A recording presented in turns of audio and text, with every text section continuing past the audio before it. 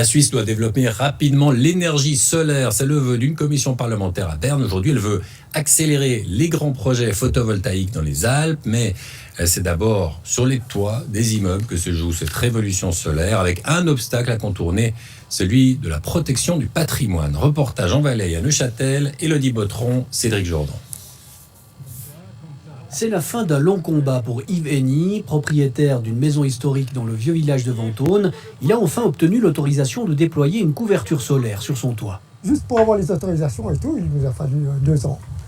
Et ça fait 13 ans qu'on travaille sur le projet global énergétique dans cette maison. Il faut vraiment se battre, il faut être très déterminé. Le temps que l'on perd dans toute cette paperasse, c'est inimaginable. Sa maison est située dans un quartier classé à l'inventaire fédéral des sites construits d'importance nationale. Impossible d'y installer des panneaux solaires. Il a donc dû se tourner vers une autre solution, des tuiles solaires. If you wet the tile here, you can see. Si on mouille la tuile, on peut voir les cellules photovoltaïques sous le verre. C'est un verre qui résiste à la grêle. Si un panneau solaire produit 200 watts par mètre carré, ici c'est 160 watts. C'est 20% de moins. Mais comme les tuiles solaires sont petites, le design est flexible, on peut couvrir le 100% de la surface du toit.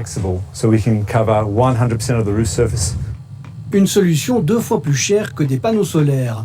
Autre lieu et autre situation. Miguel da Silva réside au Locle, dans un site classé à l'UNESCO.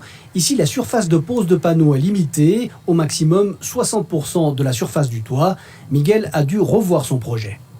On avait prévu 31 panneaux sur une seule face, donc sud, et on est arrivé au bout avec 29 panneaux, mais sur 2 faces, donc 25 sud et 4 est. À la clé, un rendement moindre. Du coup, la ville tente d'assouplir les critères de l'UNESCO. Elle planche sur un nouveau plan directeur. Le but, c'est de faire évoluer les choses pour véritablement prendre le tournant des énergies renouvelables qui sont une nécessité à l'heure actuelle. Néanmoins, nous devons trouver un point d'équilibre avec notre inscription au patrimoine mondial de l'humanité. À l'heure où chaque kilowattheure compte, l'assouplissement des critères limitant les installations photovoltaïques pèsera aussi dans la balance du tournant énergétique.